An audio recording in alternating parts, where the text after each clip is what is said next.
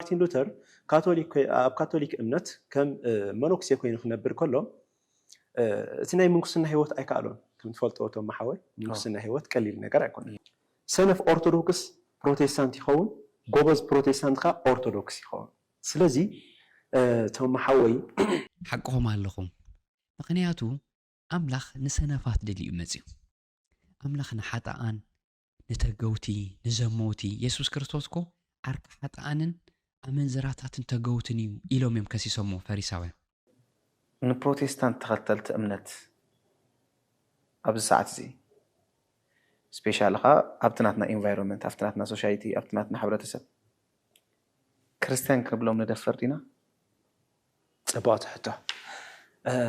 ንስኻ ከማን ቶማስ ሓወይ ክርስቲያን ትበሃል ኣለኻ ኣብ ርእሲ ክርስቶስ ንክርስቶስ ሳምራ ትስዕብ ብቻ ኢየሱስ ቤቴ ካለ ሙሉኖ ይበቃኛል ዝብል ናይ ኣውታሩ ሓውና መዝሙር ክጋብዘካ ኢየሱስ ክርስቶስ በይኑ እኹል እዩ ሐዋርያዊ ኣስተምህሮ ሐዋርያት ዘስተምህርዎ ክርስቶስ ዘስተምሃሮ ዝቕበል ብምልኣት እንድሕር ኮይኑ የስ ክርስቲያን እዩ ኣማኒ ዝበሃል ማለት እዩ ሕጂ ክሓተካ መጀመርታ ካብ ምህሮ ሐዋርያት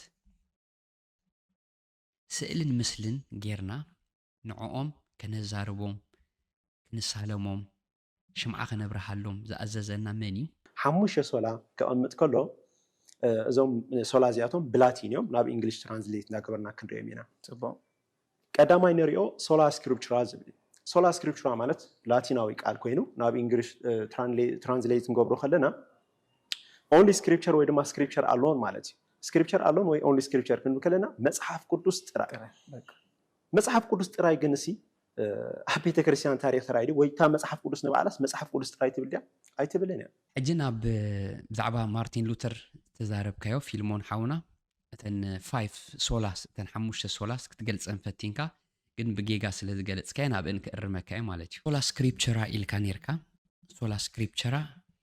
ብቃል ኣምላኽ ጥራይ ሕጂ ብቃል ኣምላኽ ጥራይ እንዲ ዝብል ግን ቃል ኣምላኽ ጥራይ ዳ እኹል ድዩ ገድልታት ድርሳናት ካልኦት ናይ ቅዱሳት ጽሑፋት ከክንውስኽ የብልና እንድዩ ሶላ ስክሪፕቸራ ጥራይሉ ተጋግዩ ዝበልካዮ ከምኡ ይኮነን ትርጉም ዝንኦም ክብረቶም ብሰብ ዝነበሮም ተፈታውነት ከም በዓል ክፍሊ ዳኞም ከም በዓል ሓውና ሄርሞን ተፈታዊ ኣይነበረን ኣብ ዓለም ቪድዮታቶም ክትርእይዎ ትኽእል ኢኹም ሚልዮናት እዮም ዝርእይዎ ነይሮም ግን ዝንኦም ክብረቶም ገዲፎም ምስ ክርስቶስ ናይ ዘለዓለም ህይወት ሕሸና ኢሎም መፅዮም ማለት እዩ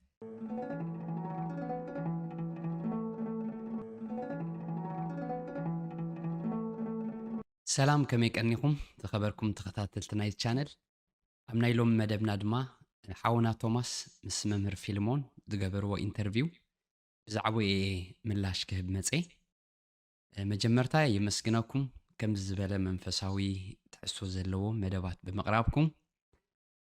ካብ ቃል ኣምላኽ ጥራይ ድማ መጽሓፍ ቅዱስ መሰረት ጌርኩም ክትዛረቡ ብምፍታንኩም ብጣዕሚ የመስግነኩም ፖዚቲቭ ዝረኸብክዎ ነገር ማለት እዩ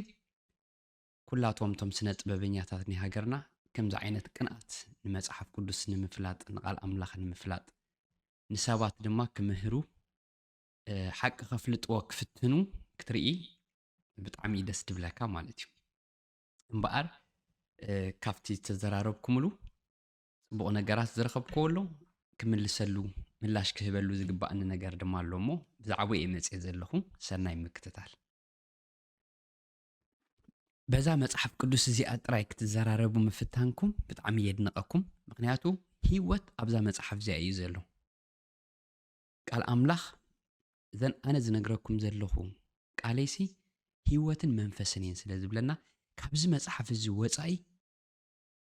ካብ ቃል ኣምላኽ ወፃኢ ቃል ሰብ እዩ ቃል ሰብካ ዛንታ ናይ ሰባት ገድሊ ናይ ሰባት ምናልባት ተጠቕመካ ኸውን እዩ ግን ህይወት ኣይበካን እዩ ስለዚ እዛ መጽሓፍ ቅዱስ እዚኣ ንበይና እኽልቲያ እኽልቲ ጥራይ ዘይኮነሲ ከበቂ በላይ ከም ዝበሃል በመሓርኛ ካብ እኹል ንላዕሊ ሞር ዛን ሳፊሽንት እያ እዚኣ ማለት እዩ ስለዚ በዛ መጽሓፍ ቅዱስ እዚኣ ክትዘራረቡ ምፍታንኩም የድንቐኩም ማለት እዩ እምበኣር ነተን ክልተ ቪድዮታት ፓርት 1ን ፓርት 2ን ምላሽ ክህበለን ክፍትነ ኣብ ፓርት 1 ካብ ተጠቕሰ ሓውና ፊልሞን ተዛረቡ ጌጋ ዘረባ ብዛዕባ ማርቲን ሉተር ማለት እዩ ሕጂ መጀመርታ ክንፈልጦ ዘለና ንሕና ፕሮቴስታንት ወይ ከዓ ጴንጠ ከምታ ፀዋውዓናቱ ማለት እዩ ጀማሪ እምነትናን ደምዳሚኣን ኢየሱስ ክርስቶስ እዩ ኢልና ኢና ንኣምን ማርቲን ሉተር ዝጀመሮ ማርቲን ሉተር ዝፍፅሞ እምነት ኣይኮነን ደለና ማርቲን ሉተር ሲ ቶም ካልኦት እምነታት ዘልዕልዎ ኸማን ይበዝሕ ካብ ኣብ ዝኾነ ናይ ፕሮቴስታንት ቸርች ማርቲን ሉተር በዓል ክግበረሉ ከምዚ ንስኻትኩም ኣብነ ተኸለ ኣብነ ኣረጋዊ እንዳበልኩም ገርግሽ ዳበልኩም ሩፋኤል ኡራኤል ዳበልኩም በዓል ትገብርሎም ማርቲን ሉተር ድበሃል በዓል ከማን ይብልና ንሕና ማለት እዩ እምበኣር ጀማርን ደምዳምን እምነትና መታ ነፍሳትኩም ከይደኽማን ከይሕለላን ናብቲ ጀማርን ደምዳምን እምነትኩም ናብቲ ካብ ሓጣን ክንዲ ዝምፅራር ተዓገሰ ጀማርን ደምዳምን እምነትኩም ኢየሱስ ክርስቶስ ጠምቱ ስለ ዝብለና ጀማርን ደምዳምን እምነትና ኢየሱስ ክርስቶስ እዩ ኢልና ኢና ንኣምን ማለት እዩ ማርቲን ሉተር እንታይ እዩ ገይሩ እንድሕር ኢልና ግን ከብርሆ ክፍትነ በመጀመርታ ክልቲኹም ተዛረብኩሞ ጌጋ ዘረባ ማርቲን ሉተር ገዳማዊ ህይወት ስለ ዝኸበዶ ንገዳም ገዲፉ ናብ ዓለም ዝመፀ ሰብ እዩ ዝበልኩሞ ማርቲን ሉተር ኣብ ካቶሊክ እምነት ከም መነኩሴ ኮይኑ ክነብር ከሎ እቲ ናይ ምንኩስና ህይወት ኣይከኣሎን ከም ትፈልጦ እቶም ማሕወይ ምንኩስና ህይወት ቀሊል ነገር ኣይኮነን ብዙሕ ቻሌንጅ እዩ ዘለዎ በቲ ምስ ስጋኻ ትዋጋእ በቲ ደግሞ ምስ ረቀቅቲ መናፍስቲ ዝኾኑ ኣጋንንቲ ትዋጋእ ኢኻ ማለት እዩ ኣቦታትና እዚ ህይወት እዚ እንዳበልዮም ዝነብሩ ዘለዎ ማለት ኢና ሶ ማርቲን ሉተር ነዚ ህይወት እዚ ቻሌንጅ እዚ ክብድሆ ኣይከኣለን በርቲዕዎ ምስ በርትዖ ድማ ስጋብ ጭንቀት ምስ ገበረሉ ቆቢዒ ደርቢ ቀሚሱ ደርቢኡ ናብ ዓለም ኣትዩ ማለት እዩ ገዲፎ ነቲ ምንኩስና ናብ ዓለም ኣትዩ ማርቲን ሉተር ገዳማዊ ህይወት ዘይኮነሲ እቲ ኣብ ሮማን ካቶሊክ ቸርች ዝግበር ዝነበረ ጌጋ ትምህርቲ ብዛዕባ ፐርጋቶሪ ዝበሃል ማለት እዩ ፐርጋቶሪ ሰባት ምስ ሞቱ ወይ ናብ ሲኦል ወይ ናብ ገነት ቅድሚ ምፍራዶም ዝፀንሕሉ መፃንሒ ቦታ እዩ ኢልያ ተኣምን ሮማን ካቶሊክ ቸርች ስለዚ ሴሊንግ ኦፍ ኢንደልጀንስ ዝበሃል ነይርዎም ገንዘብ ብምውዳቕ ወይ ከዓ ነቲ ፕሪስትስ ብምኽፋል ነቲ ኣብ ፐርጋቶሪ ዘሎ ቤተሰብካ ወይ ናይ ቀረባ መቕረብካ ካብቲ ፍርዲ ሓጢኣቱ ክቕነሰሉ መታን ማለት እዩ ብታሪክ ከማን ተማሂርናዮ ነርና ኣብ ሂስትሪ ኣብ 7ይ ክፍሊ 8ይ ክፍሊ ይመስለኒ ኣብታ ሞባእ ትውደቐላ ድሕር ሳንቲም ኳሕ ኢላ ጢን ኢላ ሓደ ሰብ ሓጢኣቱ ጢን ኢላ ትቕነሰሉ ብዝብል ትምህርቲ ገንዘብ ዳኸፈልካ ብዝኾነ ነቲ ፕሪስት ገንዘብ ብምኽፋል ሰብ ካብ ፐርጋቶሪ ሓጢኣቱ እንዳተቐነሰሉ ክኸይድ ይኽእል እዩ ዝብል ትምህርቲ ስለ ዝነበሮም ነዚ ክቃወሞ ጀሚሩ ማለት እዩ ስለዚ እንታይ ኢሎሞ ፕሮቴስታንት ኢሎሞ ፕሮቴስታንት ማለት ከም ትድበልኩሞ ተጻራሪ ዘይኮነስ ተቃዋሚ ማለት እዩ ተቃዋሚ ከዓ ሓሶት ዘይቃል ኣምላኻዊ ዘይ ኣምላኻዊ መንገዲ ክርኢ ከሎ ዝቃወም ፕሮቴስታንት ትብሎ ማለት እዩ ንስኻ እንድሕር ጌጋ ትምህርቲ ትርኢ ኮንካ ክትቃወሞ ኢኻ እምበር ንጌጋ ትምህርቲ ትድግፎ ኣይመስለንን ስለዚ ድሕር ትቃወመሉኻ ፕሮቴስት ኢኻ ትገብር ዘለኻ ማለት እዩ ሐዋርያ ጳውሎስ ዝተቃወመሉ ምክንያት ድማ ንጴጥሮስ ከመይ ጌርካ ነቶም ኣሕዛብ ብወገን ፈሪሳውነት ብንብረት ኣይሁድ ክርከቡ ተገድዶም ኣለኻ ኢሉ በቲ ግብዝንኡ ስለ ዘይተሓጎስኩ ፊት ንፊት ተቃወምክዎ ኢሉሎ ማለት እዩ ስለዚ ጌጋ ክትርኢ ከለኻ ክትቃወም ኢኻ ተቃዋማይ ፕሮቴስታንት እንድሕር ኢሎምኻ ናሳቶም መፀውዒ ማለት እዩ ንሕና ንርእስና ክርስቲያን ኢልና ኢና ንፅውዓ ክርስቲያን ተባሂሎም ዝፅውዑ ዶ ኢልኩም ነርኩም ማለት እዩ ክርስቲያን ማለት ሰዓቢ ክርስቶስ ማለት እዩ ጀማርን ደምዳምን እምነተይ ክርስቶስ እዩ መምህረይ መድሓንየይ ናብ እግዚኣብሔር ኣቦ ዘብፅሓኒ መንገድን ሓቅን ህይወትን ናይ ህይወተይ ኢየሱስ ክርስቶስ ኢሉ ዝኣምን ክርስቶስ ድስዕብ ኣብ አንጾኪያ ምዕራፍ 16 ገብረ ሐዋርያት ኣለና ኣብ አንጾኪያ እቶም ሰዓብቲ ክርስቶስ ንመጀመርታ ግዜ ክርስቲያናት ተሰሚዩ እንዲ ዝብል እምበኣር ክርስቲያን ዝበሃል ክራይስት ፎሎወር ማለት እዩ ቃል በቃሉ ንክርስቶስ ጥራይ ዝስዕብ ክርስቶስ ዝመሃሩ ዝምህር ክርስቶስ መንገድን ሓቅን ህይወትን እንኮን ኣብ ኣምላኽ መንገዲ እዩ ኢሉ ዝኣምን ክርስቲያን ይበሃል ማለት እዩ ኣብ ርእሲ ክርስቶስ ተወሳኺ ብዙሓት መማለድቲ ብዙሓት መቀራረብቲ ብዙሓት መንገድታት ናብ ኣምላኽ ኣለውን ኢሉ ዝኣምን ክርስቲያን ክብሎ ኣይክእልን ማለት እዩ ኣብ ርእሲ ክርስቶስ ንክርስቶስ ሳምራ ዝስዕብ ማለት እዩ ክርስቶስ ሳምራ ኣብቲ በዓልናታ ካብ ሲኦል ከይዳ በቲ ኣኽናፋ ብዙሓት ሰባት ተሰኪማ ካብ ሲኦል ተወፅያ ኢሉ ገድልታት ዝኣምን ሰብ ክርስቲያን ክብሎ የሸግረኒ ንዓይ ማለት እዩ ስለዚ ንስኻትኩም ከማን ክርስቲያን ተባሂልኩም ማለት እዩ ንክርስቶስ ዝስዕብ ጥራዩ ክርስቲያን ማለት እዩ እምበር እዚ ካበልና ንምንታይ ብዙሕ ሰብ ካብ ኦርቶዶክስ ናብ ፕሮቴስታንት ዝኸይድ ዘሎ ናብ ጴንጤ ዝቕየር ዘሎ እንዴት መጀመርታ መዘራረቢኹም ሕጂ መጀመርታ ኣቐዲመ ክሓተኩም ዝደሊ እቲ ናይ ቤትኩም ዕዮ ገዛ ወዲእኩም ዲኹም ማለት ነትናትኩም ምእመን ናይ ብሓቂ ኣብ በቤቱ መጽሓፍ ቅዱስ ከም ዝህልዎ መዓልታዊ ድማ ንቃል ኣምላኽ ከንብቦ ከም ዘለዎ ጌርኩም ሞዲኹም ሕጂ ብዛዕባ ፕሮቴስታንት ክትዛረቡ ድፍረት ረኺብኩም ዘለኹም እዚ ሕቶ ማለት እዩ ሕቶ ኮይኑኒ እንድሕር እወ ናይ ብሓቂ ማለት ቤትካ እንድሕር ረሲሕሎስ ገዛኻ ኢኻ ቅድም ክትኩስትር ክትውልውል ቅድሚ እንዳጎሮ ቤት ኬድካ ክተፀሪ ምፍታንካ ማለት እዩ ስለዚ ናይ ቤትኩም ሆምወርክ ወዲእኩም ዲኹም መጀመርታ እዚኣ ክትምልሱለይ በአምሓርኛ ከምዚ ዝበሃል ምስል ኣሎ ወጧ እያረረ የሰው ታማስላለች እንታይ ማለት እዩ ድስትኻ እንዳሓረረ ናይ ጎረቤት ድስቲ ወይ ከዓ ናይ ካልእ ሰብ ድስቲ ከተኸውስ ምውዓል ማለት እዩ ሕጂ ንኽልቴኹም ቻሌንጅ ደቕርበልኩም ክንደይ ካብ ህዝቢ ኦርቶዶክስ እዩ መጽሓፍ ቅዱስ ዘንብብ ኢልኩም ትግምቱ ቻሌንጅ ክገብረኩም መጀመርታ ቅድሚ ብዛዕባ ካልእ ምዝራብካስ ቤትካ እንዲኻ ክትፅሪ ዘለካ ከም ዝበልክዎ ብናተይ ገምጋም 90% ካብ ህዝቢ ኦርቶዶክስ መጽሓፍ ቅዱስ ኣየንብብን እዩ ኣብዚ ዝሓለፈ ናይ 14 ዓመት ጉዕዞይ ደጋጊመ ምስ ብዙሓት ኣመንቲ ኦርቶዶክስ ተዘራሪበ ኣለኹ 90% መጽሓፍ ቅዱስ ዘየንብቡ እዮም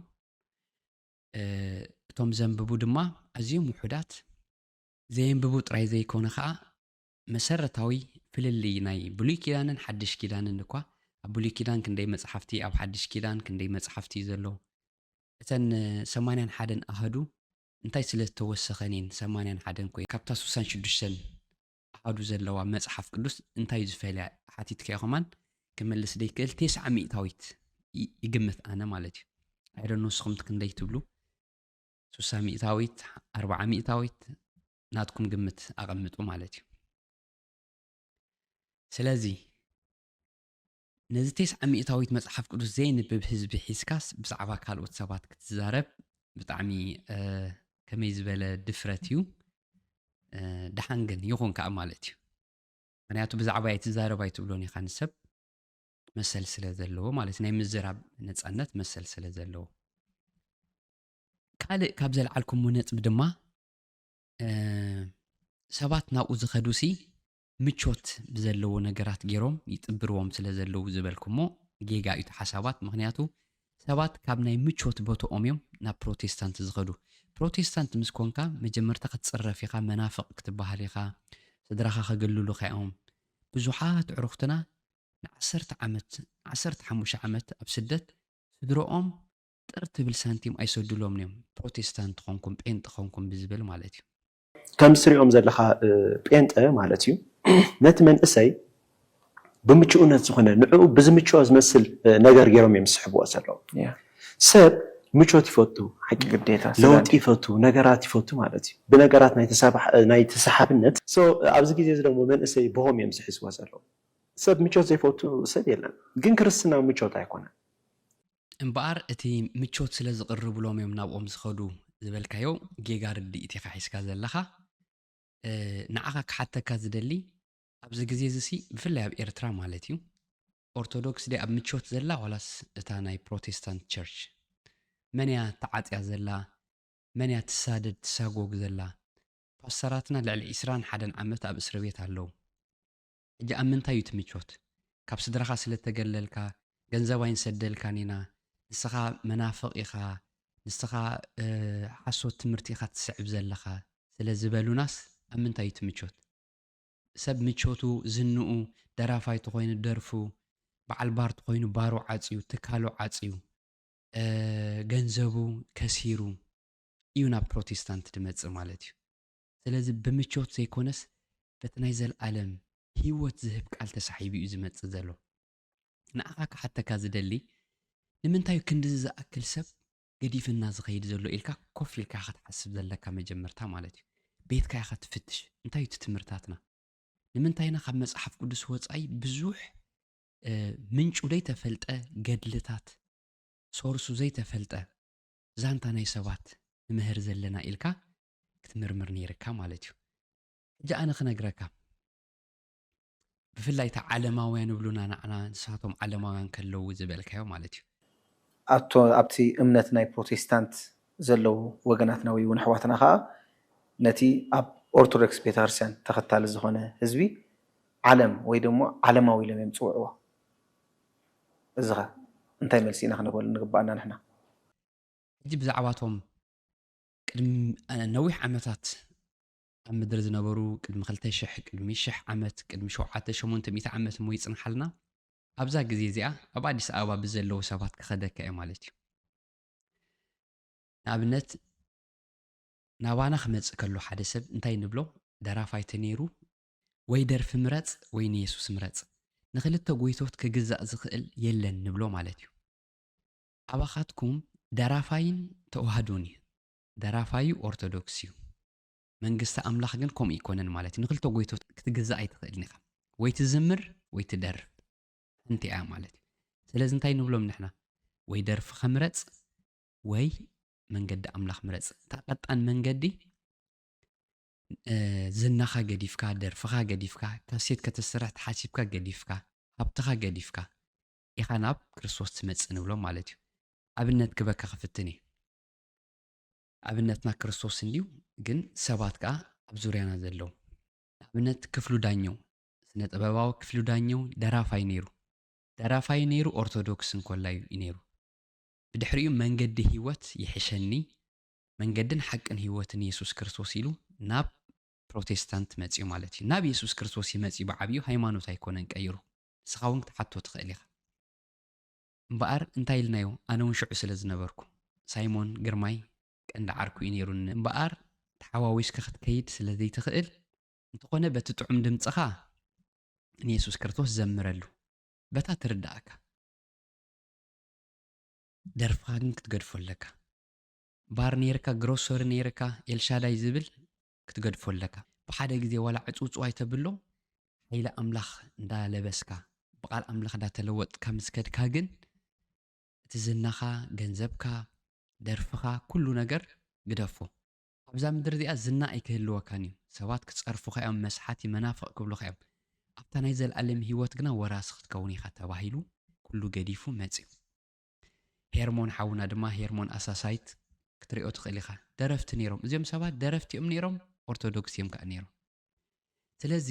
ሓዋዊስኩሞ ስለ ትኸዱ ዝነበርኩም ናብቲ መንገዲ ህይወት ክመፁ ከለዉ ግን ትሰትተ ነይርካ መስትኻ ግደፍ ይበሃል ንስኻትኩም ግን መስተ ይፍቀድ እዩ ጥራይ ኣይትስከር እዩ ዝብል ኣይትስተ እኮ ይብልኒ እዩ ኣይትስከር እዩ ዝብል ትብልዎም እምበኣር ኣነ ቻሌንጅ ክገብረኩም ኣይትስከር ተኮይኑ ዳ እሞ 10 ጥርሙዝ 20 ጥርሙዝ ሰትዩ ፈፂሙ ንቕንቕ ዘይብል ሰብ ደይሰክር ሰብ እኮ ኣሎ ስለዚ ክሳብ ዘይሰኸረ ዋላ ካሴታ ሙሉእ እንተሰተየ ባእኻትኩም ሽግር የብሉን ምክንያቱ ኣይትስተ ዘይኮነስ ኣይትስከር እዩ ዝብል ኢልኩም ስለ ትምህርዎ ማለት እዩ ኣባታትና ፈፂምካ ክልኩል እዩ ሓደ ክልተ ሰባት ምናልባት ሪኢኹም ክትኮኑ ትኽእሉ ኢኹም ፈፂምና ግን መስተ ኣይነፍቅድን ኢና ንሕና ስለዚ እቲ ለውጢ ይርእይዎ ማለት እዩ ኣብ ህይወቶም ከም ብሓድሽ ክሕደስ ከሎ ዳግም ልደት ክረኽቡ ከለዉ ዋላ ኣብዛ ካልእቲ ቪድዮ ከም ኢልኩም ነርኩም እዚኦም ዳግም ልደት ኣይረኸቡን ንክርስቶስ ኣይለበስዎን ስለዚ ድሒኖም ክንብሎም ኣይንኽእልን ኢና ኢልኩም ማለት እዩ ስለዚ ንሕና ንመጀመርታ ከማን ሰብ ክመፅእ ከሎ ካብ ማይን መንፈስን ዳግም ተዘይተወሊድካ በቲ ናይ ኣቦኻን ኣዴኻን እምነት ዝወረስካዮ ናይ ዘለኣለም ህይወት ክትወርስ ኣይትኽእልን ኢኻ ኢልና ኢና ንምሕሮ ንስኻ ፊላ ሓወይ ኣማኒ ይኮንካን ንዓይ ኣማኒ ይኮንካን ድሕሪ ኢልካና ኣነ ከዓ ቻሌንጅ ክገብረካ እያ ስለምንታይ መስለካ እምነት ካብ ምስማዕካ ብቃል ክርስቶስ እዩ ንስኻ ሰሚዕካ እወ ከምኡ እዩ ሓቂ እዩ ተቓል ኣምላኽ ኢልካ ይኮንካን ኣሚንካ ወሪስካዮ ኢኻ ስለዚ ንስኻ ወረሲ ኢኻ ትበሃል ወሪስካ ከምዚ ጤሳ መሬት ትወርሶ ካብ ስድራኻ ወይ ግራት ትወርስ ወሪስካዮ ኢኻ ኣነ ወሪሰ ይኮንኩን መጀመርታ ኣንቢበ ነጊሮምኒ ሰሚዐ እንታይ ኢለ ኣለኹ ኣብ ሮሜ ክነንብቦ ንኽእል ኢና እዚ እምበኣር እምነት ካብ ምስማዕ ሮሜ 10:17 ትመስለኒ እዛ ጥቕሲ እምበኣር እምነት ካብ ምስማዕ ድማ ብቃል ክርስቶስ እዩ እዞም ኩሎም ሃዋርያት መጀመርታ መፂኦም ሰብ ይኾምሎም ኢየሱስ ክርስቶስ በዓሉ ንዓ ሰዓበኒ መንገድን ሓቅን ህይወትን ኣነ ይብሎም ነይሩ ማለት እዩ ነቲ እምነት ኣቦታቶም ድማ ገዲፎም መፂኦም ከም በዓል ሃዋርያ ጳውሎስ ሳውል ኮይኑ በቲ እምነት ኣቦታተይ ቀናኤ ነይረ ንስጢፋኖስ ክቐተል ከሎ ድማ ክዳውንቲ ናይቶም ኣግባዝ ኣነ ሓልየሎም ኢድ ነይርኒ እዩ ኢሉ ማለት እዩ ግናኸ ነዚ ኩሉ ብዘይ ፍልጠት ስለ ዝገበርክዎ ኣምላኽ ነቶም ኣነ ዝቐዳማዮም ሓጣን ከድሕን ይመጽ ኢሉ ነቲ እምነት ኣቦታቱ እንዳፈትዎ እንዳደልዮ ግን ምስ ጸርፊ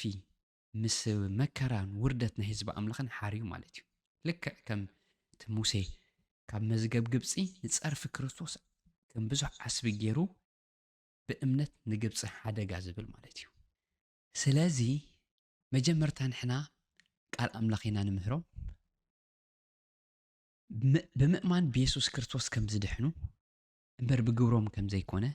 ብእምነት ብጸጋ ከምቲ ኤፌሶን 2:8 ዝጠቐስካያ ከምኡ ምስ መሃርናዮም ሰባት ይልወጡ ንሳቶም ድማ እመን እሞ ንስኻን ቤትካን ክትድሕን ኢኻ ድብል ጽሑፍ ስለ ድፍጸም ንቤተሰቦም ብርሃን ይኾኑ ንስኻትኩም ብርሃን ዓለም ኢኹም ጨው ምድሪ ኢኹም ስለ ዝብለና ቃል ኣምላኽ ኣብ መንጎ ህዝቢ ጨው ክኾኑ ይጅምሩ እቲ ትማሊ ሰኽራም ሰራቂ መታለሊ ዘማዊ ዝነበረ ሕጂ ግን እምበኣር ናተይ ትብላ ሰበይ ተሓዝ ካብ ሕጂ ንኔው ዝሙት ዝበሃል የለን ስኽራን ዝበሃል የለን ናይት ክለብ ዝበሃል የለን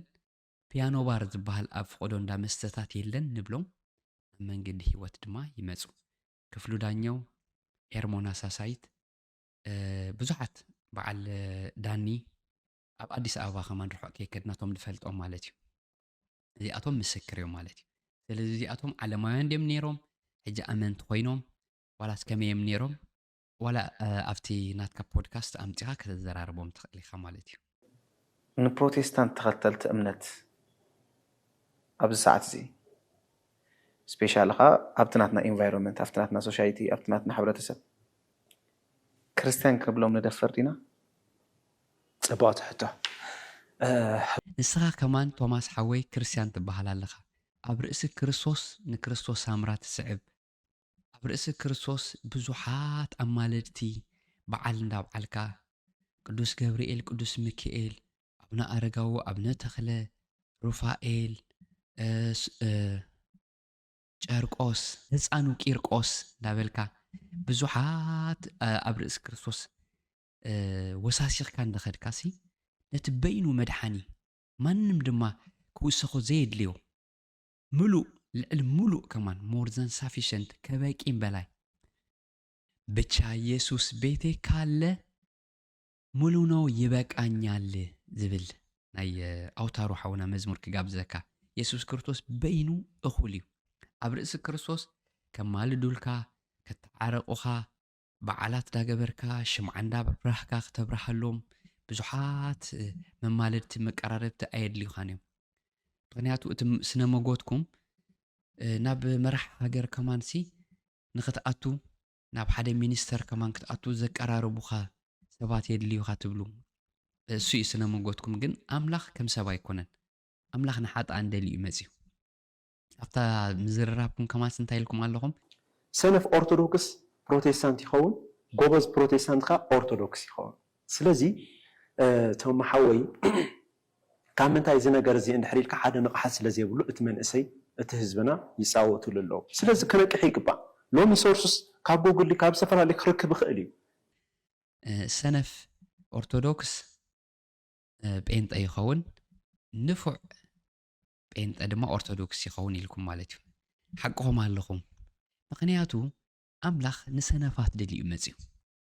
ኣምላኽ ንሓጣኣን ንተገውቲ ንዘመውቲ ኢየሱስ ክርስቶስ ኮ ዓርካ ሓጣኣንን ኣመንዝራታትን ተገውትን እዩ ኢሎም እዮም ከሲሶሞ ፈሪሳውያን ከመይ ገይሩ ምስ ሓጣኣን ንበልዕ ከመይ ገይራ ዛ ኣመንዝራት ትንክፎ ከምቶም ፈሪሳውያን ኣይተንክፍኒ ክብላ ነይርዎ ምክንያቱ ኣብቲ ኣብ ቤት ስምዖን ለምጻም ከማን ከኣቱ ከሎ እዛ ሰበይቲ እዚኣ ሲ ሰብኣይ ካብ ኣምላኽ ተዝኾንስ እዛ ትንከዮ ዘላ ሰበይቲስ ሓጥ ምዃና ምፈለጠ ነይሩ እዩ ዝብል ማለት እዩ እምበኣር ኣብ ቀዳማይ ቆሮንጦስ እንታይ ኢሉ ኣሎ ኣምላኽ ሲ ነቲ ኣነ ገሌየ ዝብል መታን ክሕፍር ነቲ ከንቱ ናይዛ ዓለም እዚኣ መረፀ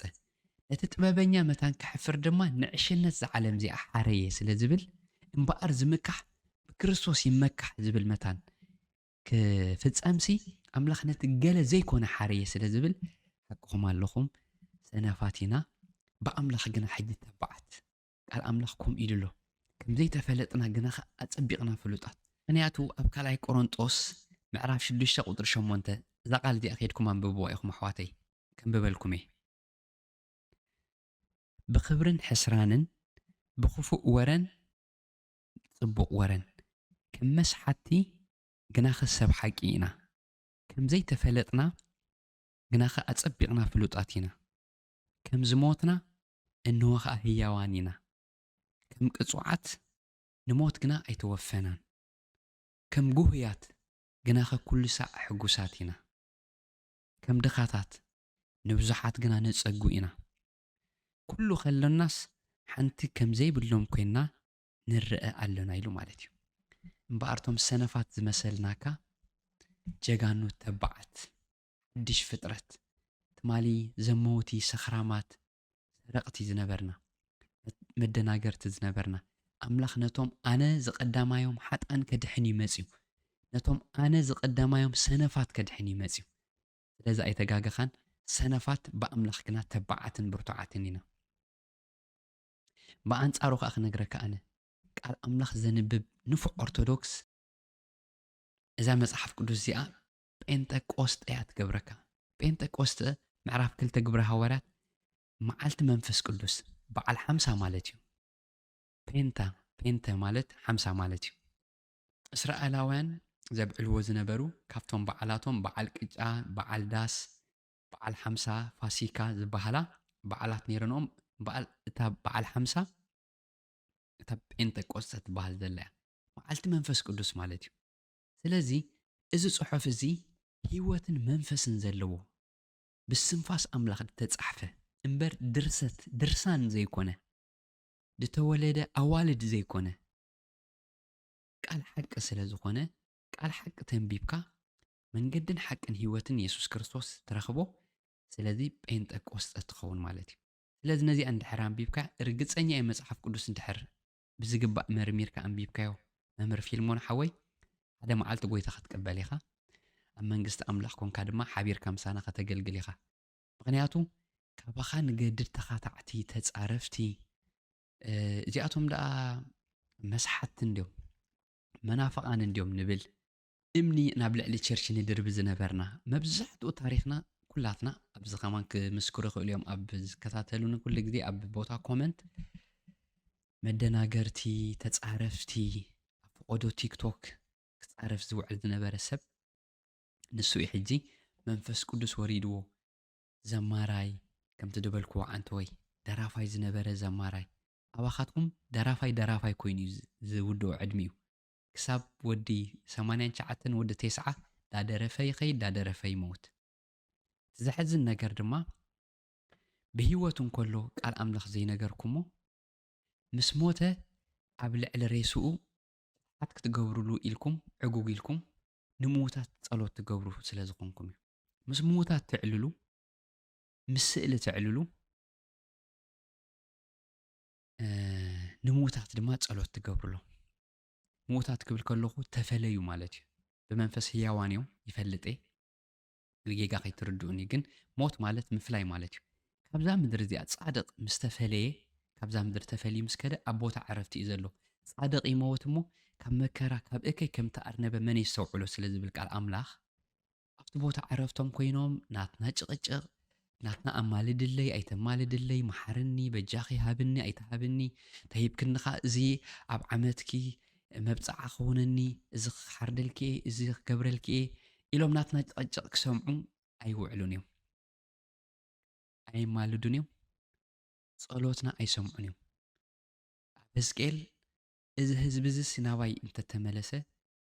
እቶም ናይ ኣምላኽ ሰባት ኖህን ኢዮብን ዳንኤልን እኳ ኣብ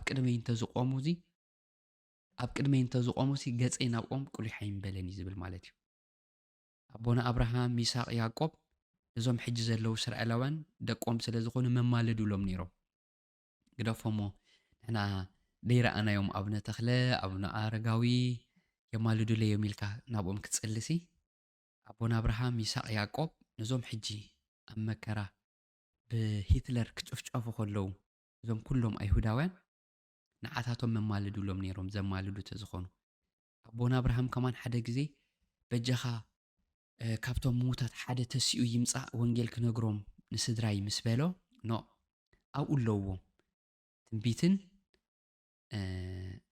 ጽሑፋትን ኣለዎም ንዕኦም መርሚሮም ይእመኑ ካብ ምዉታት ሓደ ኸይዱ እንተነገሮም ከማን ኣይኣምኑን እዮም ነቲ ጽሑፍ ተዘይኣሚኖሞ ስለ ዝብል ማለት እዩ ስለዚ ኣቦና ኣብርሃም ኣይማልድኒ ኣቦና ይስሐቅ ያዕቆብ ኣቦና ኢዮብ ዳንኤል ኩላቶም ኣይማልዱን እዮም ብድሕሪኦም ዝመፁ ሃዋርያት ኣይማልዱን እዮም ብድሕሪኦም ዝመፁ ቶም ሳክሰሰርስ ዝበልክዮም እውን ኣይማልዱን እዮም ቃል ኣምላኻዊ መሰረት የብልና ድሕሪ የማልዲኦም እንትብሉ ንኾንኩም ድማ ብኣማላድነት ናይ ሃዋርያት ወይ ድማ ናይ ቅዱሳት ሰባት ወይ ድማ ናይ ቅድስቲ ድንግል ማርያም ምስ ኣምላኽ ዝተዓረቐ ካብ መጽሓፍ ቅዱስ ክርስቶስ ዝበሃል ሰብ ኣሎ ወይ ድማ ካብ ሃዋርያት ኣብ መልእኽታቱ ቅድስቲ ድንግል ማርያም ከተማልደልኩም እያ ናብኣ ጸልዩ ናብ ሃዋርያት ድማ ናባና ጸልዩ ንሕና ምስ ሓለፍና ናባና ጸልዩ ንሕና ድማ ናብ ኣምላኽ ከነብፅሓኩም ኢና ወይ ድማ ናብ ነቢያት ጸልዩ ናብቶም ናይ ኣምላኽ ሰባት ጸልዩ ንሳቶም ምስ ኣምላኽ ከቀራርብኹም እዮም ዝብል ካብ ቃል ኣምላኽ ኣምፁለይ ወይ ድማ ብምልጃ ብኣማላድነት ናይ ቅድስቲ ድንግል ማርያም ናይ ሃዋርያት ናይ ነቢያት ናብ ኣምላኽ ዝተዓረቐ ሓጢኣቱ ዝተገድፈሉ ናብ ኣምላኽ ዝተቐራረበ ሰብ እንተሎ መጽሓፍ ቅዱስ ገሊኻትኩም ሎጥ ጸልዩ ትብሉ ኢኹም ኢዮብ ምእንትቶም ኣዕረኽቱ እዚኣቶም ኣብ ምድሪ ብሂወት ከለዉ ሕጂ ኣብ ምድሪ ብሂወት ዘሎ ሰብ ክጽልየልካ ይኽእል እዩ ሓድሕድኩም ተጸላለዩ ኸማን ኢልና እዩ ዝብል ዘለኹ ካብዛ ምድሪ ምስ ገዓዘ ሓደ ሰብ ከማልደልና ክጽልየልና ይኽእል እዩ ዝብል ኣብ መጽሓፍ ቅዱስ ኣቕምጡለይ እንድሕር ኣሎ ኮይኑ ኣብ ቦታ ኮመንት ጥቕሲ ወይ ድማ ከምኡ ዝበለ ሃዋርያ ነቢ እንተሎ ማለት እዩ መሰረት ሃዋርያትን ነቢያትን ኢና እንድሕር ትብሉ ኾንኩም ሃዋርያት ዘይገበርዎ ነቢያት ዘይገበርዎ ክንገብር የብልናን ካብ ሃዋርያት ካብ ነቢያት ንቅድስቲ ድንግል ማርያም ሰገደላ የለን ስእልናታ ዝገበረ የለን ናብኣ ኣማልድኒ ዝበለ የለን ብድሕሪኣ ዝመፁ ኩላቶም ከማን ናብ ቅድስቲ ድንግል ማርያም ጸልየ እሳ ድማ ናብ ኣምላኽ ኣቀራሪባትኒ ዝብል ኣብዚ መጽሓፍ ቅዱስ የለን ኣብቲ ድርሳናት ገድላት ውዳሴ ማርያም ውዳሴ ሚካኤል ትብልዎ መጽሓፍ እንድሕር ኣሎ ዓለም ኩሉ ድፈልጦ ነዚ መጽሓፍ ቅዱስ እዚ ዓለም ኩሉ ዝኣምኖ ዝቕበሎ ማለት እዩ ስለዚ ካብኡ ካብዚ መጽሓፍ ቅዱስ እዚ እንድሕር ክትቐምጡለይ ክኢልኩም ጽቡቕ እዩ ማለት እዩ ካልእ ዘቐረብካዮ ነጥቢ ፊልሞን ሓወይ ኦርቶዶክሳዊት ቤተ ክርስቲያን ብክልተ ነገር ሓቀኛ ቤተ ክርስቲያን ምዃንና ንኣምን ኢልካ መጀመርታ በቲ ቲቺንግስ ኦፍ ዘ ኣፖስትልስ ምህሮ ናይ ሃዋርያት ትኽተል ካልእ ድማ ሳክሰሰርስ ናይ ሃዋርያዊ ሰንሰለት ክሳብ ሕጂ ይቕፅላሉ ኢልካ ማለት እዩ ቀዳማይ ንመዝነሉ ኣፖስቶሊክ ሳክሴሽን ሃዋርያዊ ቅብብል ሰንሰለት ዝበሃል ኣሎ ማለት እዩ እቲ ካልኣይ ንሪእሉ ደሞ ኣፖስቶሊክ ቲቺንግ ይበሃል ሃዋርያዊ ኣስተምህሮ ሃዋርያት ዘስተምህርዎ ክርስቶስ ዘስተምሃሮ ዝቕበል ብምልኣት እንድሕር ኮይኑ የስ ክርስቲያን እዩ ኣማኒ ዝበሃል ማለት እዩ ሕጂ ክሓተካ መጀመርታ ካብ ምህሮ ሃዋርያት ስእልን ምስልን ጌርና ንዕኦም ከነዛርቦም ክንሳለሞም ሽምዓ ከነብርሃሎም ዝኣዘዘና መን እዩ ካብ ሃዋርያት ናብ ቅድስቲ ድንግል ማርያም ክንጽሊ ብናታ ኣማላድነት ድማ ንሳ ከም መንገዲ ናብ ኣምላኽ ክትኮነና ዝመሃረና መን እዩ ናይ ብሓቂ ድሕሪ ኣፖስቶሊክ ቲቺንግ ሃዋርያዊ እምነት ንኣምን ኢና ትብለኒ ኾንካ መን ኣሎ ከምኡ ድበለ ጥቕሲ ክትነግረና ትኽእል ትኾንካ ካልእ ታቦት ቀሪጹ ካብቶም ሃዋርያት ወይ ድማ ካብቶም ድሕሪኦም ዝነበሩ ሃዋርያት ታቦት ኣይነበሮምን ታቦቶም ክርስቶስ እዩ ነይሩ ክርስቶስ ምስ ዓረገ ድማ ታቦት እንዳሰርሑ ቤት መቕደስ እንዳሰርሑ ነቲ ታቦት ሒዞሞ ከማን ሓደ ደይኮነስ 44 ታቦት እዩ ዘሎ ኣብ ኦርቶዶክስ 44 ታቦታት ክንገብር ክንቀርጽ ዝነገረና ካብ ሃዋርያት እምበኣር ሙሴ ነጊርና እንድሕር ኢልካኒ ሙሴ ኣብ ብሉይ ኪዳን ነይሩ ክርስቶስ ስለ ዘይተገልጸ እምበኣር ሕጊ ብሙሴ መጸ ጸጋን ሓቅን ግና ብክርስቶስ መጸ ስለ ዝብል ኣብ ብሉይ ኪዳን ታቦት ነይሩ ኣብ ሓድሽ ኪዳን ድማ ታቦትና ክርስቶስ ኮይኑ ንሕና ድማ ማሕደር ኣምላኽ ኮይና ኣነ ብኢድ ሰብ ኣብ ተሰርሐ መቃድስ ኣይሓድርኒ ስለ ድበለ ብኢድ ሰብ ዘይተሰርሐ ብኢድ ሰብ ዘይተቐረጸ ማሕደር ኣምላኽ ሰብ እዩ ሰብ ብኢድ ሰብ ስለ ዘይተሰርሐ ታቦት በሎ ቤት መቕደስ በሎ ግን ብኢድ ሰብ ይድቕረጽ ብኢድ ሰብ ይድስራሕ ማለት እዩ ቅሬታ ቃል ክጥቀመላ እምበር ብካርፔንተርስ ብፈለኛ ሞ ይድስራሕ ማለት እዩ ስለዚ ኢድ ሰብ ይድሰርሑ ደሎ ማለት እዩ ስለዚ ከምኡ ኢሉ ድመሃረና መኒ ካብ ሃዋርያት ክትነግረና ትኽኢልካ ኣይ ክትረክብኒኻ መጽሓፍ ቅዱስ ስለዚ የለ ካብ መጽሓፍ ቅዱስ ወጻኢ እንድሕር ኬድካ ከቃሉ ውጪ ወደ ውጪ ዝብል መርገጽ ስለ ዘለና ካብ ቃል ኣምላኽ ወጻኢ ኣብ ርእሲ እዚ ቃል ኣምላኽ እዚ ዝወሰኸ መዓት ክውሰኾ እዩ ስለ ዝብል ካብ ቃል ኣምላኽ ዘጉደለ ድማ ካብታ ትመጽእ መንግስቲ ኣምላኽ ክጎድሎ ኢሉ ኣብ ራእይ ዮሃንስ ሓቲሙ እዩ ነዚ መጽሓፍ እዚ ስለዚ ካብ ዝንንዮ ክንውስኽ ኣምላኽ ቅደልናን እዩ ዮሃንስ ወንጌል ምዕራፍ 20 ቁጥር 30 እንታይ ኢሉ ኣሎ ኢየሱስ ክርስቶስ ኣብዚ ቃል እዚ ዘይተጻሕፈ ብዙሕ ትእምርትን ተኣምራትን ገይሩሎ ግናኸ ንስኻትኩም ብስም ወዲ ኣምላኽ መታን ክትኣምኑ ኣሚንኩም ብስሙ ህይወት ክትረኽቡ እዚ ተጻሕፈልኩም ኢልና ማለት እዩ እዚ መጽሓፍ ህይወት እዚ ኣሚንና ብስሙ ህይወት ክንረክብ እኹል እዩ ብዙሕ ትእምርትን ተኣምራትን ገይሩሎ እንተዚ ጽሓፍ ነይሩ ወረቐት ዝዓለም እዚኣ ተኣኪቡ ቀላይ ድማ ቀለም እንተዝኸውን ኣይማእኸሉን ኢሉሎ ማለት እዩ ስለዚ እዚ እኹል እዩ ንኽንድሕን እዚ ቃል እዚ እኹል ከማን ኣይኮነን ካብ እኹል ንላዕሊ ከበቂ በላይ እዩ ማለት እዩ ብተወሳኺ ብዛዕባ መናፍቃን ዝብል ሓሳባት ደምፅኻዮ መናፍቅ እንታይ ማለት እዩ ነፈቀ ማለት መንፈቅ ተይልና ንኣብነት ፍርቂ ማለት እዩ ፍርቂ ዝኣምን እዩ ኢልካዮ ኣለኻ ሕጂ እቲ መናፍቅ ኢልካ ንሰብ ምፅዋዕ ንሃዋርያ ጳውሎስ እውን መናፍቅ እዩ እዚ ኢሎሞ ነይሮም እምነት ኣቦታቱ ዝገደፈ ማለት እዩ ሕጂ ኣነ ምስ ቃል ኣምላኽ እየ ድሰማማዕ እምበር ምስ እምነት ኣቦታተይ ኣይኮንኩን ምስ ባህሊ ናይ ኣቦታተይ ይሰማማዕ እየ ባህለዩ ክብረዩ መንነተዩ ዜግነተዩ ሃገረዩ ኣብ እምነት ክመጽእ ከለኹ ግን ምስ ቃል ኣምላኽ እየ ድሰማማዕ ኣም ሶሪ ግብረ ሃዋርያት ምዕራፍ 24 ፍቕዲ 14 ንሃዋርያ ጳውሎስ ንቅዱስ ሃዋርያ ጳውሎስ መናፍቅ ከም ዝበልዎ ተጻሒፉሎ ኬድና ነንብቦ መልሲ ናይ ኩሉ ነገር ኣብ ቅዱስ ጽሑፍ ስለ ዘሎ ካብ ግብረ ሃዋርያት ምዕራፍ 24 14 ከንብቤ ኣነ ግና ነቲ ኣብ ሕግን ነቢያትን ተጽሒፉ ዘሎ ኩሉ እናኣመንኩ በታ ንሳቶም መናፍቅነት ዝብልዋ ዘለው መገዲ ከምኡ ገይረ ንኣምላኽ ኣቦታተይ ከም ዘምልኽ እዚ እእመነልካ ኣለኹ ኢሉ ማለት እዩ እምበኣር በታ ንስኻትኩም መናፍቅነት ትብልዋ ዘለኹም መንገዲ ሓቂ ህይወትና ተለወጠላ ገሊኦም ሰባት ኣታሊሎምና ኣደናጊሮምና ዘይኮነሲ ንክርስቶስ ርኢናዮን ጥዒምናዮን ሰሚዕናዮን ኢና ብህይወትና እምበኣር ክርስቶስ ዳ ይርአን እንድዮ ኣበይ ርኢኹምዎ ክትብሉ ንትኽእሉ ኢኹም ግን ኣብዚ ቃል እዚ ብህይወት ድማ ርኢናዮ ኣብ ህይወትና ክልውጠና ታሪኽና ክልወጥ ሓደሽቲ ሰባት ክንከውን ዝነበረና ወልፍታት ኣርዑት ካብ ክሳድና ክስበር ኣብቱም ኩልኹም እትፅዕሩ ጦር ዝኸበደኩም ናባይ ንዑ ኣነ ካዕረፈኩም እዩ ዝበለና ክርስቶስ ናኦ መፂና ኣርዑትና ተሰይሩ ነፃ ሰብ ኮይና ሓደ እኳ ብክርስቶስ እንተሎ ንሱ ሓድሽ ፍጥረት እዩ እንሆ እቲ ብሉይ ሓሊፉ ኩሉ ሓድሽ ኮይኑ ስለ ዝብል ሓደሽቲ ሰባት ገይርና ንሰባት ለውጥና ገሪምዎም ከምቲ እቲ ዓይነ ስውር ዝነበረ እዚ ስንሱ ድዩ ንዑ እምበር መስል ዝበልዎ ኣብ ዮሃንስ ወንጌል ምዕራፍ 9 በቲ ኣብኡ ዝኾነ ለውጥስ ተገሪሞም ማለት እዩ እንታይ ኢልዎ እሞ ኢየሱስ ክርስቶስ ብመዓልቲ ሰንበት ካብ ዝፍውስ እዚ ሰብ እዚ ካብ ኣምላኽ ኣይኮነን ኢሎሞ እንታይ ኢልዎም ንሱ እዚ ሰብኣይ ካብ ኣምላኽ ድዩ ካብ ኣምላኽ ኣይኮነን ኣነ ይፈለጥኩን ግናኸ ኣነ ዕውር ነይረ ሕጂ ግን ይርኢ ከም ዘለኹ ዝሓንቲ ነገር እዚኣ እመን ኣለኹ ኢሉ ማለት እዩ ስለዚ ብክርስቶስ ኢየሱስ ዓይንትና በሪሁ ህይወት ጥዒምና ማለት እዩ ከምቲ ኣብ ቀዳማይ ዮሃንስ ደሎ ቀዳማይ መልእኽቲ ዮሃንስ ነቲ ዝረኣናዮ ሰማዕናዮ ዘረምሰስናዮ ህይወት ዘለዓለም ህይወት ርኢናያ ንምስክር ንኣኻትኩም ድማ ንነግረኩም ኣለና ዝበሎ ዝረኣናዮ ዝጣዓምናዮ ዘረምሰስናዮ ኖት ዝወረስናዩ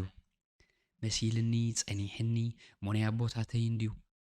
ሙንታይ ደኣ ክገብሮ ኣቦታተይ እንድየ ማጽኒሖምለይ ደይኮነሲ ከምኡ ይኮነን ከም ሰብ ቤርያሲ ካብ ሰብ ተሰሎንቄ ኣዝዮም ደግታት መስተውዓልቲ ነበሩ ስለምንታይ እቲ ጽሑፍሲ ከምኡ ድዩ ኢሎም ኣመሳኺሮም ሪኦሞ ሐዋርያ ጳውሎስ ምስ ሰበኸሎ እቲ ጽሑፍ ከምኡ ድዩ ዝብል ኢሎም ኣመሳኺሮም ሪኦሞ እወን ኣሜንን ኢሎም ከዓ ተቐቢሎሞ ሐዋርያ ጳውሎስ እንታይ ኢልዎ መስኪርሎም ሰብ ቤርያሲ ካብ ኩሎም ሰብ ኣብ ተሰሎንቄ ዝነበሩ ሰባት ደግታት መስተውዓልቲ ነበሩ ኢልዎም ማለት እዩ ክብሪ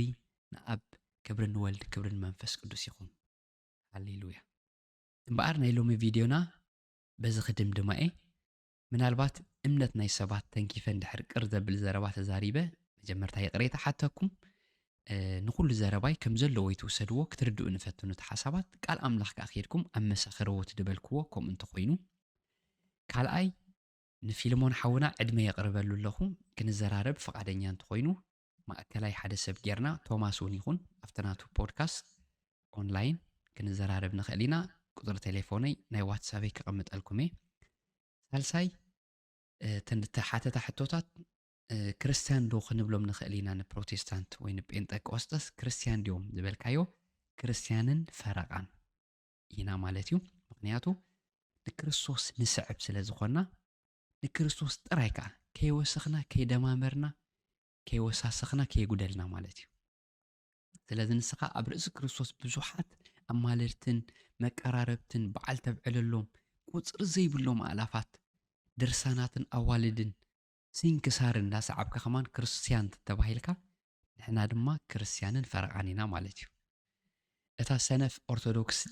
ትብል ሓሳብ ድማ ሓቂ ካለኻ ሰነፋት ኢና ኣምላኽ ንሰነፋት ደልዩ ስለ ዝመፀ ንሓኪም ሕሙማት እምበር ጥዑያት ኣይደልይዎን እዮም ኢሉ ነቶም ሓጥኣን ነቶም ብትምካሕቲ ናይ ርእሶም ዘይእመኑ ነቶም ኣነ ሃይማኖት ኣለኒ ናይ ኣቦታተይ ኢሎም ኣነ ገሊኤ ዝብል መታን ክሕፍር ንኸንቱነት ዝዓለም እዚኣ ንጥበብ ዝዓለም እዚኣ ክሕፍር ድማ ዕሽነት ዝዓለም እዚኣ ሓረየ ስለ ድብል ነቶም ኣይፈልጡን እዮም ሰነፋት እዮም ዝበልካዮም ንዓና ሓሪና ነቶም 12 ሐዋርያት ክሓርዮም ከሎ ኸማን ፈሪሳውያን ስለ ዝነበሩ ኣብ ቤት መቕደስ ደገልግሉ ነቲ ሕግን ነቢያትን መርሚሮም ድፈልጡ ሰዱቃውያን ፈሪሳውያን ሌዋውያን ኣይኮነን መሪፁ ገፈፍቲ ዓሳ ከም በዓል ጴጥሮስ ወላ ሓንቲ ደይፈልጡ ቀረፅ ዝእክቡ ዝነበሩ ከም በዓል ማቴዎስ ከም በዓል ፊልጶስ ከም በዓል ናትናኤል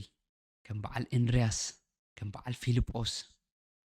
ንናትናኤል ከማን ጉርሒ ዘይብሉ ቅኑዕ እስራኤላዊ ሰዓበኒ ኢልዎ ኣበይ ትፈልጠኒ ኢልዎ ገርህታት በቃ ነቲ ቃል ኣምላኽ እምን ዘብልዎ እዮም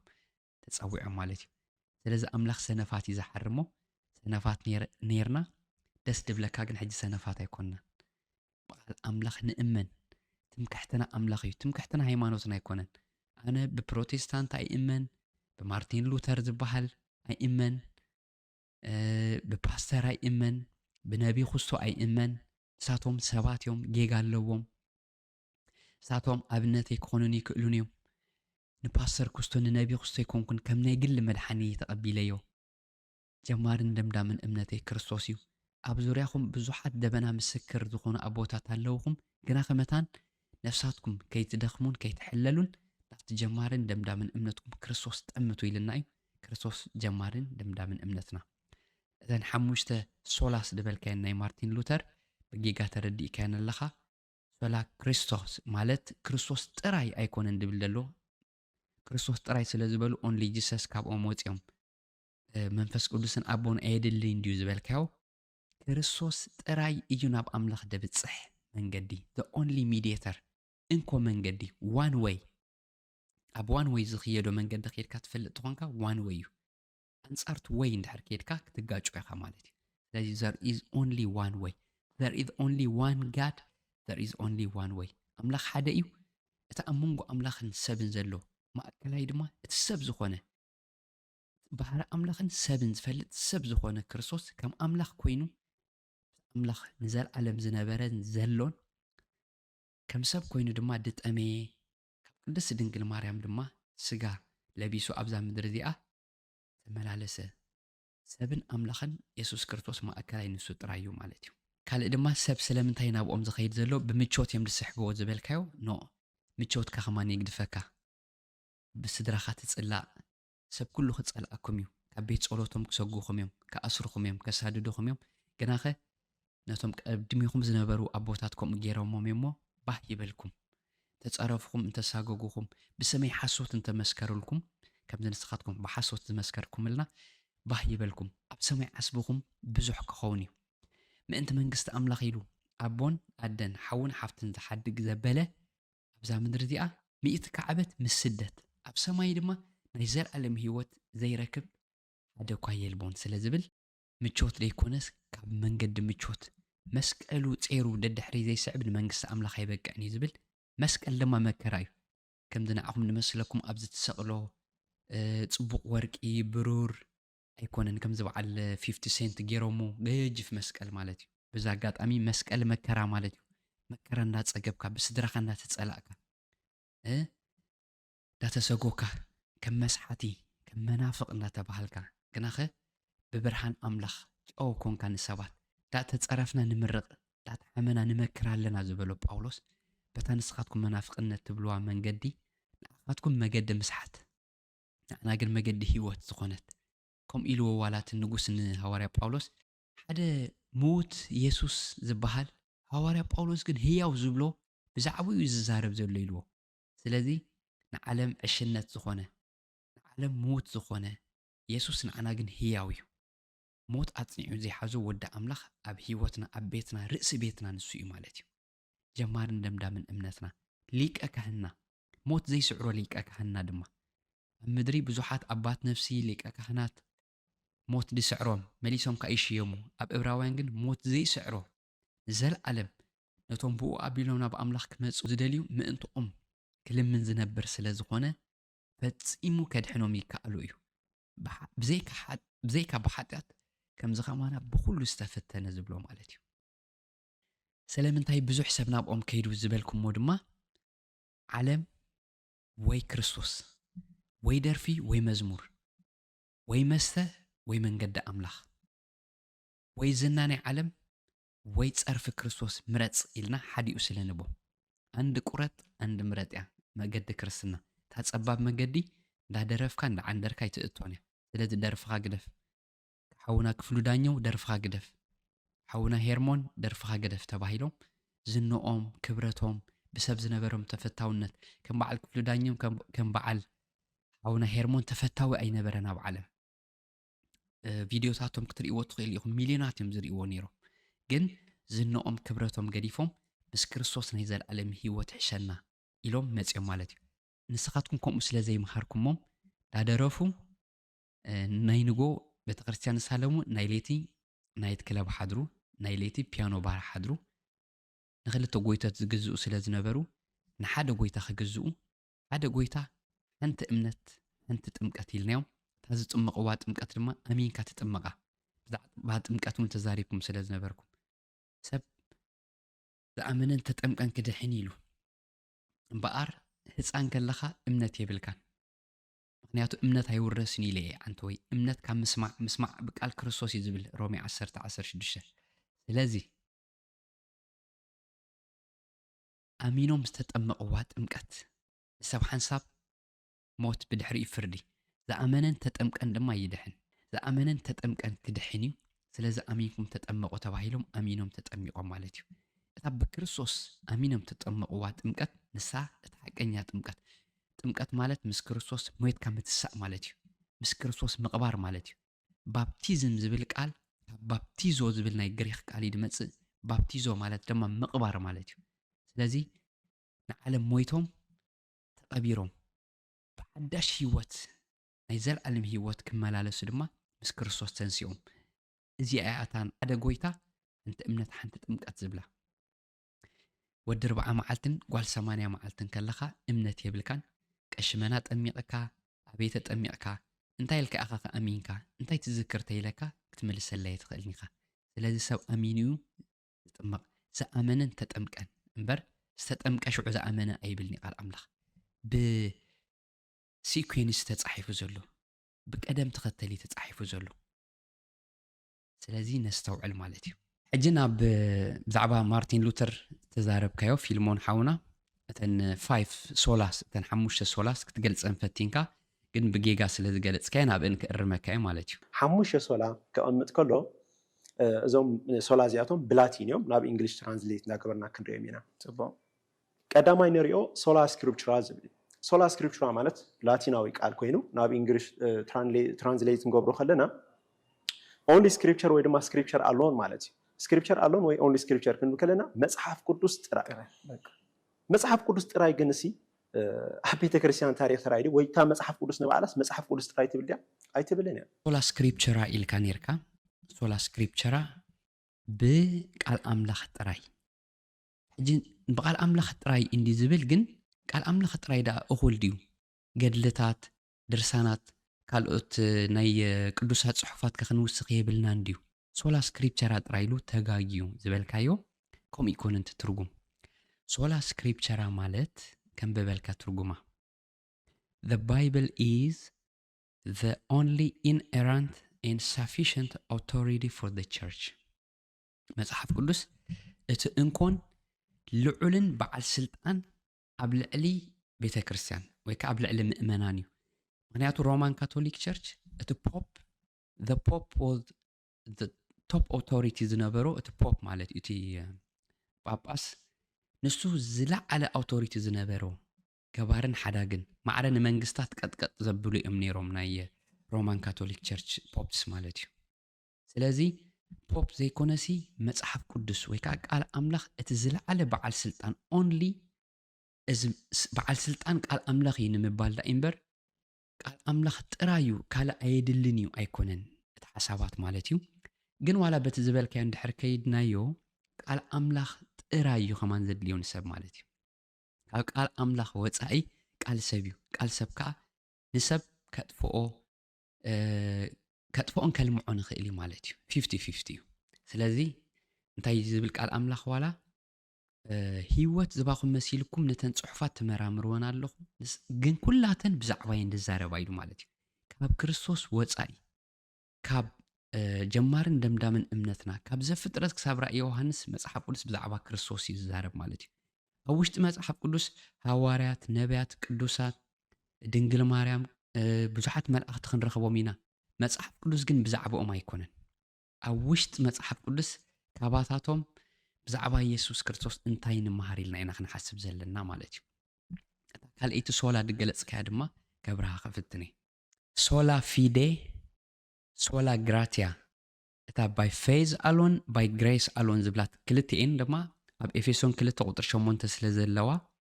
ብሓንሳብ ክገልጸኒ መታን ግዜ ድማ ክቁጥብ ማለት እዩ እቲ ካልኣይ እንድሕሪና ድማ ሶላ ፊዲ ዝብል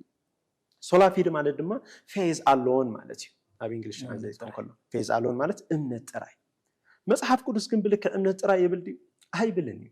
መጽሓፍ ቅዱስ ኣብ ኤፌሶን ምዕራፍ 2:8 ዘሎ እንድሕሪናዮ እምበኣር ከሲሉ ሓደ ኳ ከይምካሕ ንስኻትኩም ብእምነት ብጸጋ ዳኢኹም ዝደሓንኩም በር ብግብርኹም ኣይኮንኩም ይብል ኤፌሶን 2:8 ጠቂስካያ ነርካ እምበኣርከስ ብእምነት ብኢየሱስ ክርስቶስ ኢኹም ዝደሓንኩም እምበር ብግብርኹም ኣይኮነን እዚ ድማ ውህበት ኣምላኽ እምበር ካባኻትኩም ኣይኮነን እዩ ዝብል ማለት እዩ እምበኣር ብእምነት ጥራይ እዩ ዝብል ብእምነት ጥራይ ግን ኣይኮነን ድብል መጽሓፍ ቅዱስ ብእምነት ብጸጋ እዩ ዝብል ኢልካ እሞ ብእምነት ብጸጋ እዩ ኢሉ ንሱ እውን ማለት እዩ ሶላ ግራቲያ ሶላ ፊዴ እዚ ማለት ብእምነት ብጸጋ ነታ ኤፌሶን ምዕራፍ 2:8 መሰረት ገይሩ እዩ ኸማን ክምጉቶም ፈትዩኑ ነቶም ካህናት ናይ ሮማን ካቶሊክ ቸርች ማለት እዩ ስለዚ ሰብ ብምእማን ብኢየሱስ ክርስቶስ ከም ዝጸድቕ እዚ ንብል ኣለና ኢሉ እዩ ሃዋርያ ጳውሎስ ማለት እዩ ስለዚ እቲ እምነት ናይ ሃዋርያት እቲ ዝበልዎ ኢሉ እምበር ካብኡ ቀኒሱ ኣይኮነን ማለት እዩ ሰብ ብምእማን ብኢየሱስ ክርስቶስ እምበር ብግብሩ ከም ዘይጸድቕ ኣቦና አብርሃም ከማንሲ ብኣመነ እዚ ድማ ንጽድቂ ተቆጽረሉ እቲ ግብሪ ክገብር ድፍትን ግና ንዕኡ ከም ዓስቢ ከም ደሞዝ ዝቆጸረሉ ኢሉ ኣብ ሮሜ ማለት እዩ መጽሓፍ ሮሜ ክትንብቦ ትኽእል ኢኻ ሰብ ብምእማን ብኢየሱስ ክርስቶስ ድዩ ዝጸድቕ ዋላስ ብግብሩ እዩ ዝጸድቕ ማለት እዩ እምበኣርሲ ኣቦና አብርሃም ብግብሪ ጸዲቑ እንተዝኸውንሲ እምነት ከንቱ ምኾነት ነይራ ዝብል ማለት እዩ ዝምክሓሉ ድማ ገለ መሃለዎ ይብል ግናኸ ብእምነት ብጸጋ ኢኹም ዝደሓንኩም እዩ ዝብለና ማለት እዩ ስለዚ ብእምነት ጥራይ ኣይኮነን ኢሉ ብጸጋ ጥራይ ኣይኮነን ኢሉ ሓሙሽተን ብሓንሳእ ክትርድእ ንፈትን ማለት እዩ ሶላ ግራቲያ ሶላ ፊዴ ሶላ ስክሪፕቸራ ከዓ ጽሑፍ ጥራይ ኣይኮነን ኢሉ the top authority ግን ቃል ኣምላኽ ኢሉ እዚ ከዓ ነዚ ተቃውሞ ይመስለኒ ንስኻውን ማለት እዩ the top authority ጳጳስ ኣይኮነ ሊቃነ ጳጳስ ኣይኮነ ብፁዕ ወቅዱስ ድበሃል ኣይኮነ ፓስተር ኣይኮነ whoever ማለት እዩ the top authority ዘለዎ ሰማይን ምድርን ኣጽኒዑ ደው ኣቢሉ ዘሎ ቃል ኣምላኽ እዩ ማለት እዩ ሶላስ ክሪስተስ ማለት እዩ ሶላስ ክሪስተስ ከዓ ኣልዒልካያ ነርካ እዚኣ ድማ ክራይስት ኣሎን ድማ ክርስቶስ ጥራይ እዩ ዝብል ነይሩ ጸጋ ጥራይ ኣይኮነን ዝብል እንታይ ደኣ ብእምነት ጸጋ ይብል እቲ ራብዓይ እንድሕር ኢና ድማ ሶሊስ ትሪስ ይብል ሶሊስ ትሪስ ማለት ድማ ክራይስት ኣሎን ማለት እዩ ክርስቶስ ጥራይ እንታይ ማለት እዩ ክርስቶስ ጥራይ ማለት ኣብን መንፈስን ቅዱስን ከ ኣየድልዩን እዮም ክርስቶስ ጥራሕ እዩ ዘድሊ ብክልተ ነገር ክንሪአና ሓደ ንኣብን መንፈስ ቅዱስን ከምዚ ዝገለሎም እያ ትመስልታ መልእኽቲ መንፈስ ቅዱስን ኣቦን ኣየድልይን ድዩ ዝበልካዮ ክርስቶስ ጥራይ እዩ ናብ ኣምላኽ ደብጽሕ መንገዲ the only mediator እንኮ መንገዲ one way ኣብ one way ዝኽየዶ መንገዲ ኸይድካ ትፈልጥ ትኾንካ one way እዩ ኣንጻርቱ ወይ እንድሕር ከይድካ ክትጋጩ ኢኻ ማለት እዩ ስለዚ there is only one way there is only one God there is only one way ኣምላኽ ሓደ እዩ እቲ ኣብ መንጎ ኣምላኽን ሰብን ዘሎ ማእከላይ ድማ እቲ ሰብ ዝኾነ ባህሪ ኣምላኽን ሰብን ዝፈልጥ ሰብ ዝኾነ ክርስቶስ ከም ኣምላኽ ኮይኑ ኣምላኽ ንዘለዓለም ዝነበረን ዘሎን ከም ሰብ ኮይኑ ድማ ድጠመየ ካብ ቅድስቲ ድንግል ማርያም ድማ ስጋ ለቢሱ ኣብዛ ምድሪ እዚኣ ተመላለሰ ሰብን ኣምላኽን ኢየሱስ ክርስቶስ ማእከላይ ንሱ ጥራይ እዩ ማለት እዩ መጽሓፍ ቅዱስ ኣብ ቀዳማይ ጢሞቴዎስ ከማ እንታይ ኢሉሎ ኣምላኽ ሓደ በይኑ እዩ እቲ ኣብ መንጎ ኣምላኽን ሰብን ዘሎ ማእከላይ ድማ ኢየሱስ ክርስቶስ በይኑ እዩ ዝብለካ በይኑ ዮሐንስ 14:6 ድማ ወንጌል ዮሐንስ 14:6 እንታይ ይብል መንገድን ሓቅን ህይወትን ኣነ ኢሉ ኢየሱስ ክርስቶስ ብዘይካ በኣይ no one except through me ይዝብል ብዘይ በኣይ ሓደ ኮና ባቦ ዝመጽእ የልቦን ኢሉ ማለት እዩ እምበኣር ንዓ እዩ ደጊምዋ ማርቲን ሉተር ድማ Jesus Christ alone is the mediator between God and humanity and salvation is achieved only through him ይዝብል ማለት እዩ ስለዚ ምድሓን ብኢየሱስ ክርስቶስ ጥራይ እዩ ዝርከብ ሚዲየተር ማእከላዊ ድማ ማእከላይ ከምኡ ኢለካ ነይራ ዓንቲ ወይ ዛ ጥቕስን ቢብያ ነይረ ንኩላትኩም ድማ ተኸታተልቲ ማለት እዩ ሮማን ካቶሊክ ቸርች ፖፕ ሊዮ